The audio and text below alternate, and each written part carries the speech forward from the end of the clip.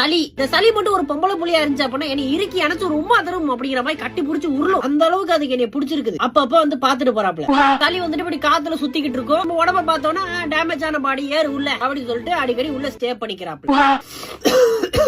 Doctor கிட்ட போனேன். பட்டக்ஸ்லயே 2 ஊசி குத்துனாப்ல. அப்பதான் யோசிச்சேன், சின்ன வயசுல நம்ம டாக்டரை பார்க்க எவ்வளவு அலும்பு பண்ணுவோம், இப்ப அப்படியே சாதாரணமா போயிட்டு வரோம் பாரு. நம்ம எவ்வளவு முன்னேறி இருக்கோம். சின்ன வயசுல எங்க வீட்டுல என்னை கன்வின்ஸ் பண்ணி கூட்டு போவாங்க. உனக்கு ஊசி போட சொல்ல மாட்டேன், வா தைரியமா வா அப்படி அன்பா பேசி கூட்டிட்டு போய் குடிய வச்சு குத்தி விட்டுருவாங்க ஊசி. அது வேற விஷயம்.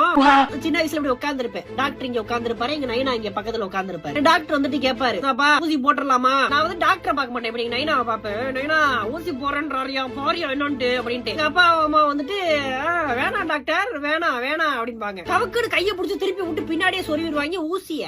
அந்த காலகட்டங்கள்லாம் நான் கடந்து வந்து இப்ப நானே என் படக்ஸ வாண்டடா ஊசி போட காமிக்கிறேன் பாத்தீங்களா. வளர்ந்துட்டேன். சளிய வந்துட்டு அப்படி உறிஞ்சு முகமெல்லாம் டயர்டா